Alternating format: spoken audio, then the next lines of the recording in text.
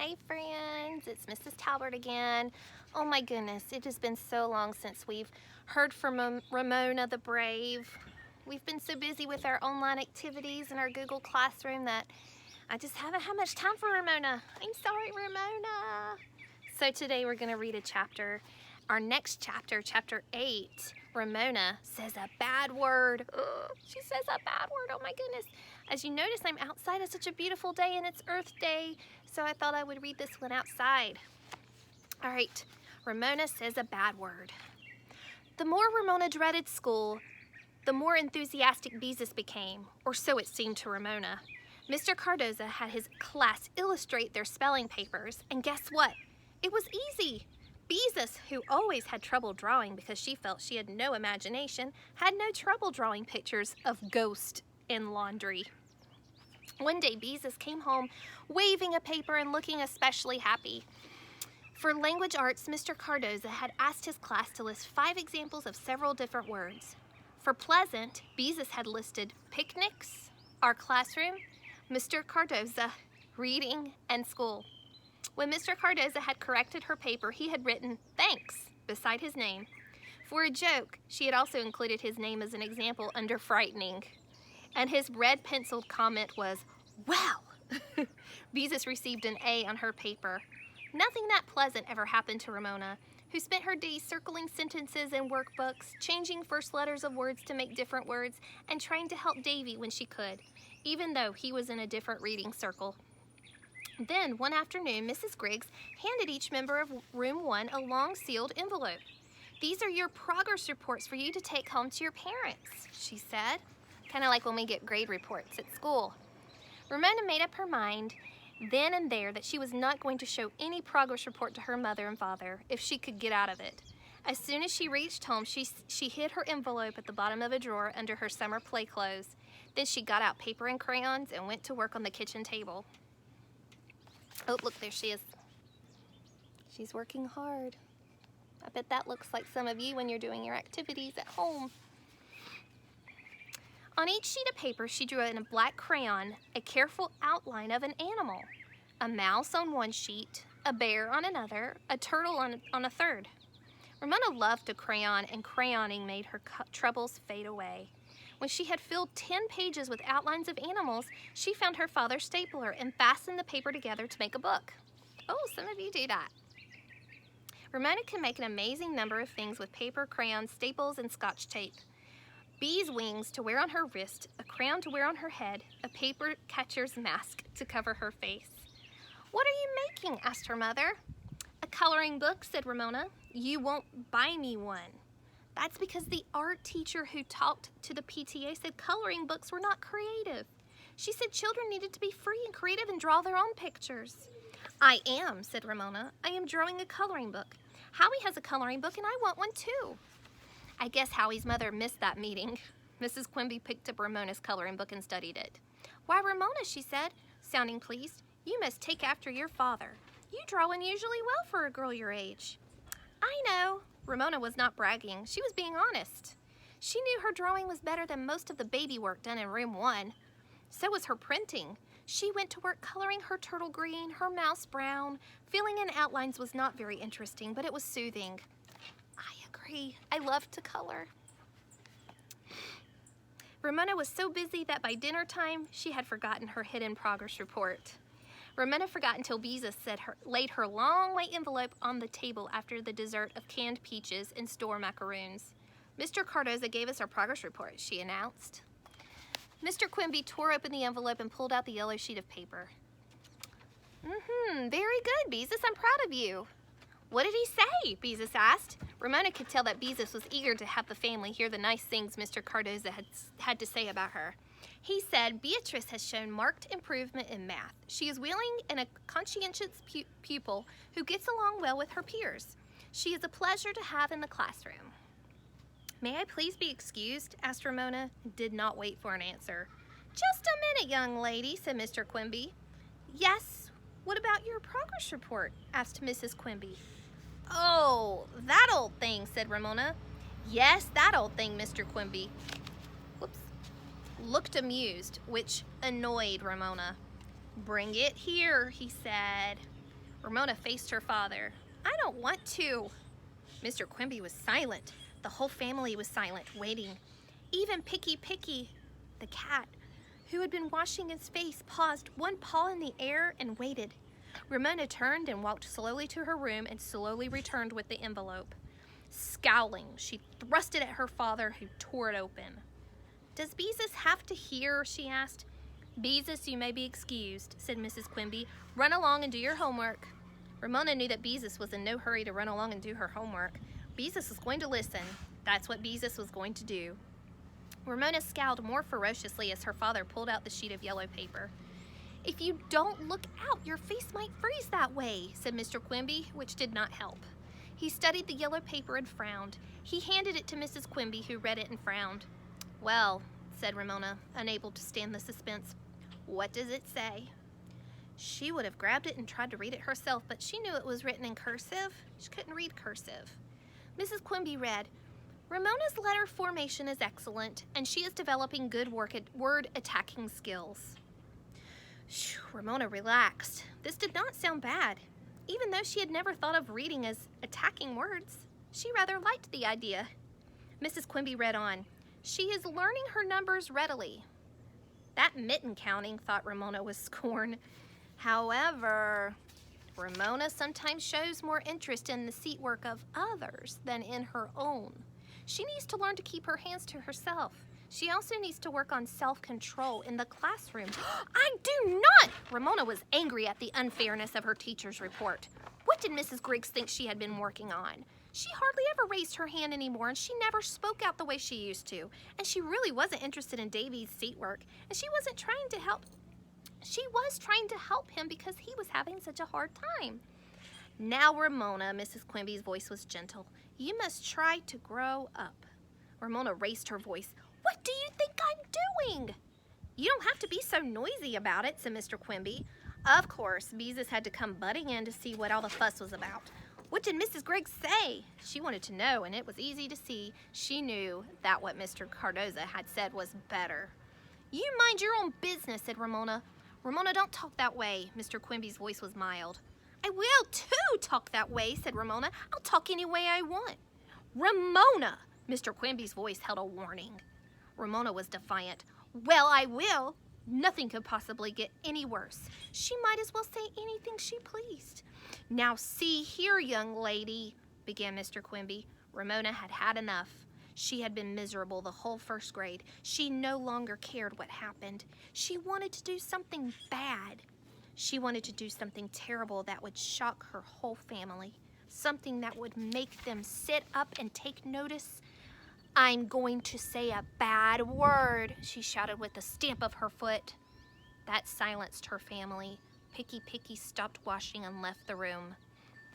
Oh my goodness, look, there's the family. Whew. Wonder what they're feeling. How is Ramona feeling? How's the family feeling? What are they thinking? Oh my goodness. Mr. Quimby looked surprised, and how could he be so disloyal? A little amused. This made Ramona even angrier. Beezus looked interested and curious. After a moment, Mrs. Quimby said gently, Go ahead, Ramona, and say the bad word if it will make you feel any better. Ramona clenched her fists and took a deep breath.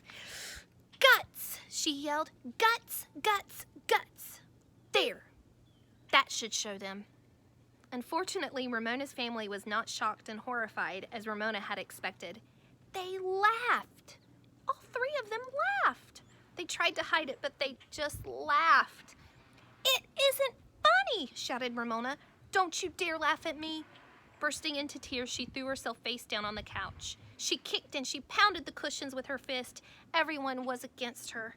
Nobody liked her. Even the cat did not like her. The room was silent, and Ramona had the satisfaction of knowing that she had stopped their laughing.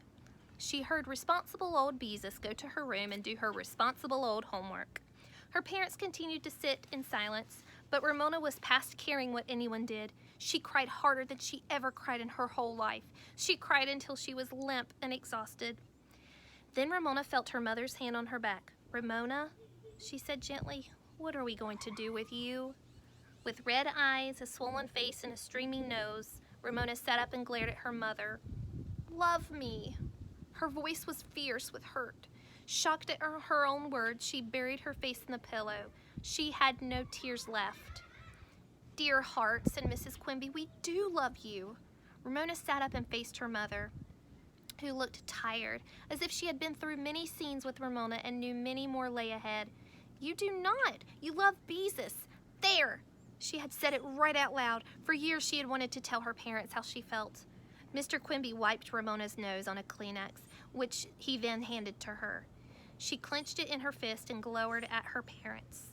"Of course we love you, Beezus," said Mrs. Quimby. "We love you both." "You love her more," said Ramona. "A whole lot more." She felt better for having said the words, getting them off her chest, as grown-ups would say. "Love isn't like a cup of sugar that gets used up," said Mrs. Quimby. "There is enough to go around." "Loving Beezus doesn't mean we don't have enough love left for you." "You don't laugh at Beezus all the time," said Ramona. "They used to," said Beezus, who was unable to stay away from this family discussion. "They always laughed at the funny things I did, and it used to make me mad." Ramona sniffed and waited for Beezus to continue. Beezus was serious. "Like the time when I was about your age and I thought frankincense and myrrh were something the three wise men were bringing to the baby Jesus to put on his rash. Like that stuff Mom used to put on you when you were a baby." Mom and Dad laughed, and Mom told all her friends, and they laughed too. "Oh dear," said Mrs. Quimby, "I had no idea I upset you that much." "Well, you did," said Beezus, still grumpy over the memory.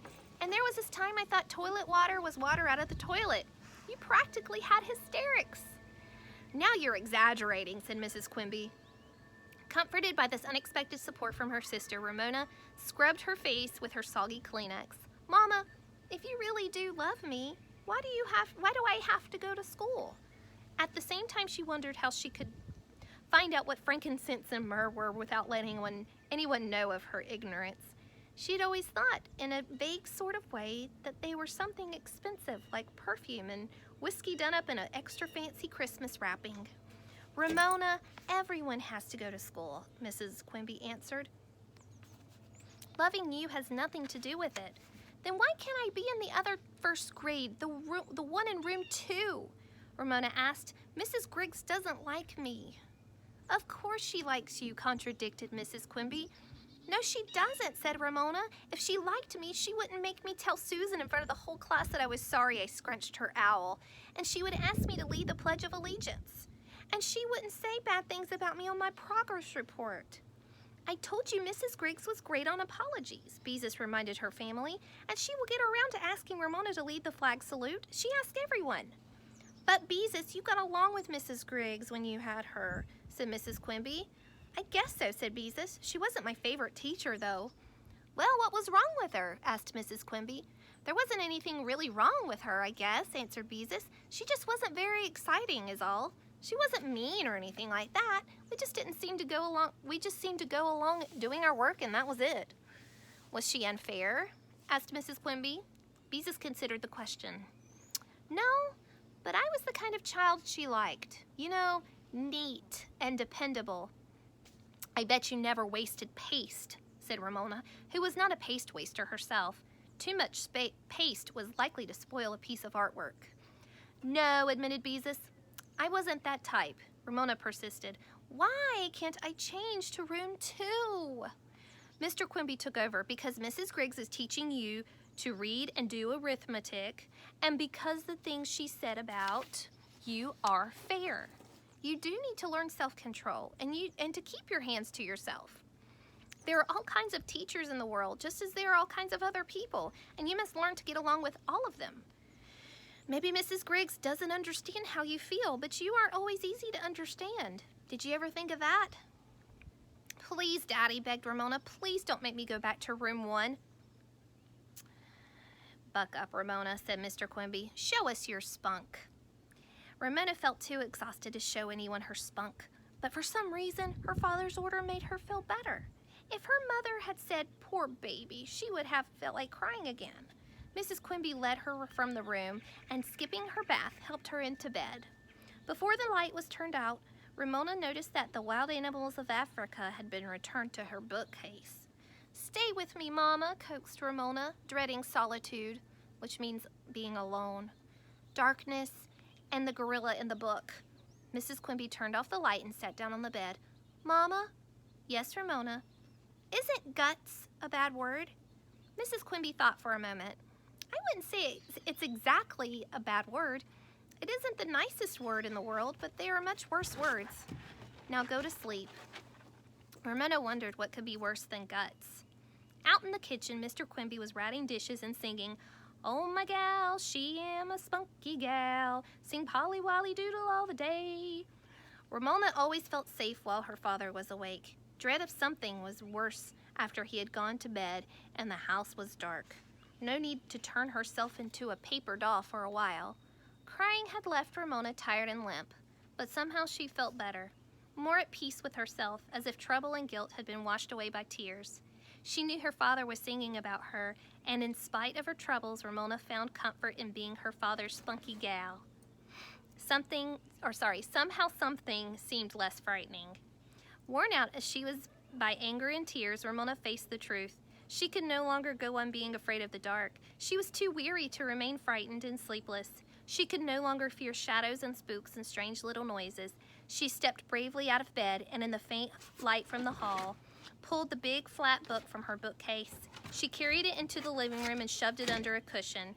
Her parents, busy with supper dishes in the kitchen, did not know she was out of bed. She walked back to her room, climbed into bed, and pulled up the covers. Nothing had grabbed her by the ankles. Nothing slithered out from under the curtains to harm her. Nothing chased her. She was safe. Gratefully, Ramona said her prayers and, exhausted, fell asleep. Poor Ramona, she's going through so much. It's hard growing up, isn't it? And understanding everything and how grown-ups work. I'm still figuring that out too. I hope you enjoyed this chapter of Ramona the Brave. Like I said, I'm sorry it's taken me a while to read a new chapter, but we'll pick back up and finish this book soon. Bye, everybody. I miss you.